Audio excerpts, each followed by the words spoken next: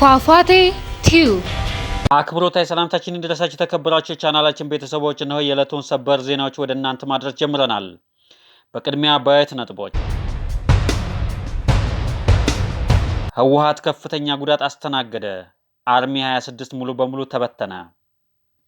የኦሮሞ ፖለቲከኞች ኢትዮጵያን ረስተው አዲስ አበባን ኦሮሚያ ስር ካላደረግን እንተናነቃለን በማለት እየዛቱ ነው ተባለ። የኢትዮጵያ ጦር በአማራ ክልል ንጹሃን ላይ ግድያ ወንጀል መፈጸሙ ተገለጸ። ዘ ግሎብ ኤንድ ሜል ነው የዘገበው። የህወሓት ታጣቂዎች ከምድባቸው እየጠፉ መሆኑ ተዘገበ። በጉራጌ ዞን 3 ወጣቶች ፋኖ ናቸው ተብለው የተረሸኑ መሆኑ ተገለጸ። በኦሮሚያ ክልል ምስራቅ ወለጋ ዞን አንገርጉቲን በአማራ ተወላጆች መንደሮች ላይ የጅምላ ጥቃት ተከፈተባቸው። አድማጮቻችን፣ ተመልካቾቻችን ለቻናላችን አዲስ ከሆናችሁ ሰብስክራይብ በማድረግ ይቀላቀሉ። መረጃው ለሌሎች እንዲደርስ ላይክ፣ ሼር ያድርጉ። በራያ አላማጣ ዙሪያ የሰፈሩ የህወሓት ኃይሎች ላይ የድሮን ድብደባ ተፈጽሞባቸዋል። ከፍተኛ ጉዳት ማስተናገዳቸው ተነገረ።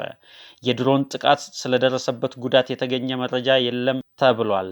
በህወሓት በኩልም ቢሆን ስለ ጥቃቱ እስካሁን ሰዓት ድረስ ያለው ነገር ባይኖርም የቡድኑ አፈቀላጤ አቶ ኃይሌ አረፋይኔ ነገሮችን ማዘግየት ሁሌ መጥፎ ላይሆን ይችላሉ ሲል ነገሩን በገደምዳሜ ተናግረዋል። ህወሓት ጥቃቱን በመግለጫ ብቻ ታሳልፈው ይሆን ወይስ የአጸፋ ድሮን ጥቃት ተፈጽም ይሆን የሚለው ማነጋገሩን ቀጥሏል። የድሮን ጥቃቱ የተፈጸመው በ4 ዙር ሲሆን በጦር ጄቶችም የታጀበ ነበር ተብሏል። ይህ ጥቃት የህወሓት አርሚ 26 ላይ ያነጣጠረ መሆኑም ተገልጿል። የሶስት ክልሎች ልዩ ኃይሎች እንዳልፈረሱ ተረጋገጠ። የአማራ ልዩ ኃይል ብቻ ሙሉ በሙሉ መፍረሱ እሙን ሆነ ተባለ። የኦሮሚያ ልዩ ኃይል፣ የአፋር ልዩ ኃይል እና የሶማሌ ልዩ ኃይሎች ሙሉ በሙሉ እንዳልተነኩ ተረጋገጠ። የኦሮሚያ ልዩ ኃይል ስሙን በመቀየር የተለያየ ስያሜ በመስጠት አሁንም በኮማንዶ ደረጃ እያደራጀ እንደሆነ የገዳ ልዩ ኮማንዶ ምሳሌ ሆኖ መደራጀቱ ታውቋል። የኦሮሚያ ክልል ይህን ኃይል በከባድ መሳሪያ እያደራጀው መሆኑ ተረጋግጧል። የክልሉ ልዩ ኃይሎች ይፍረስ፣ ሀገር አቀፍ ሚሊሻ ይደራጅ የሚሉ አጀንዳዎች ቀርበዋል። ልዩ ኃይል ይፍረስ በሚል ዘመቻ የአማራ ክልል ኃይሎች ብቻ እንደተበተኑና እንደፈረሱ በምክክር ኮሚሽኑ ሐሳብ ተነስቷል። ተሳታፊዎቹ እንዳሉት የክልሎች የልዩ ኃይል አደረጃጀት እንዲፈርስ የተወሰነ ቢሆንም ውሳኔውም በሁሉም ክልሎች ላይ እኩል ተፈጻሚ እንዳልነበረ፣ ስለዚህ በሁሉም ክልሎች በእኩልነት ተግባራዊ እንዲደረግ መጠየቁ ተሰምቷል። የኦሮሞ ፖለቲከኞች ኢትዮጵያን ረስተው አዲስ አበባን በኦሮሚያ ስር ካልተካተተች እንተላለቃለን እያሉ እየዛቱ ነው።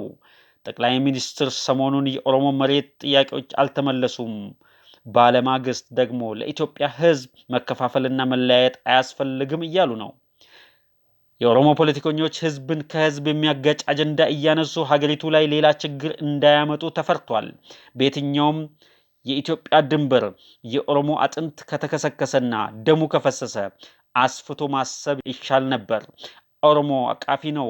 በዚህ እንቁ ህዝብ ስም ከተጠራችሁ ደግሞ ህዝባችሁን የማይመጥን የፖለቲካ ስራ መስራት ተገቢ አይደለም። ከኦሮሞ ጋር ያልተጋባና ያልተዋለደ ብሔር ህዝብ የለም እያላችሁ ከጀርባ ግን የክፋት አጀንዳ እያራመዳችሁ መሆኑ ተረጋግጧል ተባለ። አዲስ አበባን ወደ ኦሮሚያ ቢካተትላችሁ ለኦሮሞ ህዝብ የሚተርፈው ምንድን ነው? የኦሮሞ ፖለቲከኞች አዳማን፣ ሻሸመኔን፣ ጅማን፣ ቢሾፍቱን፣ ነቀምትን፣ አሰላን፣ ግንቢን፣ ደምቢዶሎን ለምን አያለማም? ለኦሮሞ ህዝብ ካሰበ የሚሉ ወገኖች ብዙ ናቸው። አዲስ አበባ አማራው የቆረቆራት ከተማ ናት። ከዛም በኋላ ህዝቦች ላባቸውን አፍስሰው ያለሟት ሀብታቸውን ኢንቨስት በማድረግ ያሳደጓት ከተማ ናት። የኦሮሞ ፖለቲከኞች የኦሮሞን ህዝብ ከኢትዮጵያ ጋር የሚያስተሳስሩ ገመዶችን በሙሉ እየፈለጉ እየበጣጠሱ ይገኛሉ። ይህ ድርጊታቸው ለምን ይሆን? በኦሮሚያ ክልል ውስጥ የብሔር ብሔረሰቦች መብት ማክበር ዘበት ነው። አንዲትም ልዩ ወረዳ፣ አንዲትም ልዩ ዞን የሚባል ነገር የለም። ኦሮሚያ ውስጥ ዳይቨርሲቲ ቦታ የለውም። ኦሮሞነት ብቻ፣ ልሙጥነት ብቻ ነው የሚፈለገው። አማራው፣ ጉራጌው፣ ትግሬው፣ ስልጤው፣ ሲዳማው፣ ሶማሌው ሁሉም ብሔር ብሔረሰብ የሚኖርባት ክልል ሆና ሳለች የህዝቦች ጥያቄ የልዩ ወረዳ ጥያቄ ምንም ቦታ እንደሌለው ተረጋግጧል። ልዩ ወረዳ ቢጠየቅ በአንድ ሌሊት ይዘመትበታል፣ ይጨፈጨፋል። አዲስ አበባን ወስደህ ምን ልታደርጋት ነው? እንዴት ልታስተዳድር ነው? ለህዝብህ ከተቆረቆርክ መሰረተ ልማት የሌላቸው የኦሮሚያ ሰፊ ቦታዎች አሉ። የቦረና ህዝብ፣ የሐረርጌ ህዝብ፣ የጅማ፣ የወለጋ፣ የአርሲ፣ የባሌ ህዝብ ልማት እየተጠማ ድረሱልን እያለ ነው። ያንን አልማ፣ ድረስላቸው። አዲስ አበባ ለአንድ ክልል መስጠት ማለት የኢትዮጵያ መበታተን የመጨረሻው መጀመሪያ ይሆናል። አዲስ አበባ ብቻዋን አገር ነች፣ ለአንድ ክልል አትሰጥም ሲሉ የኢትዮጵያ አገር ወዳድ ዜጎች እየሞገቱ ይገኛሉ። አዲስ አበባ ኦሮሚያ ስር ከገባች አዲስ አበባ የብሔር ብሔረሰቦች እስር ቤት ትሆናለች በማለት ብዙ አዲስ አበቤዎች እየተናገሩ ስጋታቸውንም እየገለጹ ይገኛሉ። የኢትዮጵያ ጦር በአማራ ክልል ንጹሃን ላይ ግድያ ወንጀል ፈጽሟል ሲል ዘ ግሎብ ኤንድ ሜል ዘግቧል። ግሎብ ኤንድ ሜል የፎቶ ጋዜጠኛ ሲግፍሪድ ሞዶላ ወደ ኢትዮጵያ በመምጣት አማራ ክልል በመጓዝ ለበርካታ ጋዜጠኞች በቀላሉ የማይደርስባቸውን አካባቢዎች በአካል በመገኘት የፎቶ ሀተታ አሳትሟል። መቀመጫውን ካናዳ ያደረገው ይህ ሚዲያ በሸዋ ማጀቴ ከሚንቀሳቀሱ የአማራ ፋኖ ታጣቂዎች ጋር ቆይታ ማድረጉን ባስነበበበት ሀተታ አስታውቋል። ሞዶላ አገኘኋቸው ካላቸው የሰው ምስክሮችና የግል ምልከታ ጋዜጠኛው በአጠቃላይ በአማራ ክልል ስላለው ግፍና መከራ በሪፖርቱ አካቷል።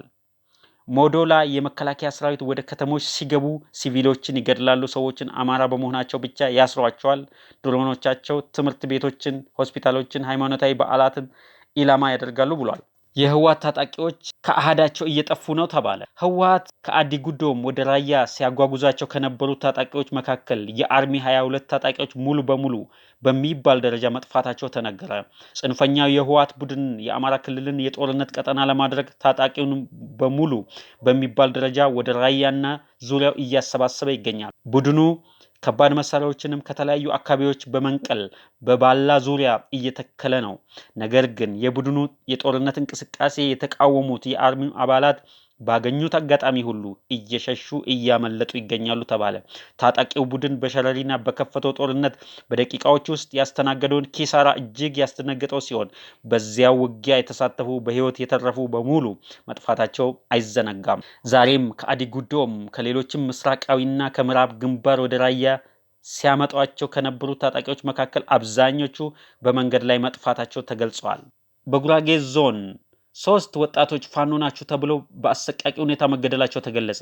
በማዕከላዊ ኢትዮጵያ ክልል ጉራጌ ዞን አበሸጌ ወረዳ ኢሰብአዊና ዘግናኝ ድርጊት መፈጸሙ ተሰምቷል። ተመስገን ጌታቸው፣ ይታገሱ አሰግደው፣ ግዛው ግርማዬ የተባሉ 3 የአማራ ክልል ተወላጆች ከተሳፈሩበት የህዝብ ማመላለሻ መኪና ላይ ፋኖ ናቸው በሚል ውንጀላ ተገደው እንዲወርዱ ከተደረጉ በኋላ በግፍ መገደላቸው የአካባቢ ምንጮች ለመሰረት ሚዲያ ተናግረዋል።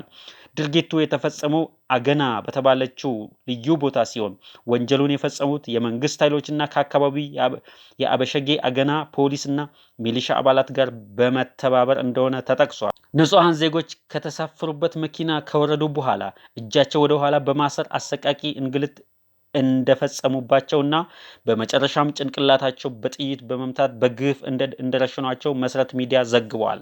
በኦሮሚያ ክልል በምስራቅ ወለጋ አንገርጉቲን ከተማ በአማራ ተወላጆች ላይ የክልሉ ልዩ ኃይል ከባድ የጅምላ ጥቃት ከፍቶባቸዋል ተባለ። የክልሉ ታጣቂዎች ከመከላከያ ጋር በመቀናጀት ዛሬና ትላንትና ማለዳ ጀምሮ ቤት ለቤት እየዞሩ ጭምር ንጹሃኖችን በጅምላ የረሸኑ ይገኛሉ ሲሉ ገልጸዋል። እስካሁን ባለው ቁጥራቸው በውል ያልታወቁ ንጹሃንን ሲገድሉ ቀሪው ህዝብ መውጫቶ በሞትና በህይወት መካከል ይገኛል፣ ድረሱልን እያለ ነው። የክልሉ ታጣቂዎች ከብልጽግና መከላከያ ጋር በመቀናጀት ጥቃቱን የከፈቱት በአንገርጉቲን ከተማ ብቻ ሳይሆን መንደር 3 ተብሎ በሚጠራው ቀበሌ ጭምር ከከተማው በቅርብ ርቀት በሚገኝ ቀበሌዎች ላይ ጭምር ነው። አድማጮቻችን፣ ተመልካቾቻችን ለቻናላችን አዲስ ከሆናችሁ ሰብስክራይብ በማድረግ ይቀላቀሉ። መረጃው ለሌሎች እንዲደርስ ላይክ፣ ሼር ያድርጉ። ሰናይ ጊዜ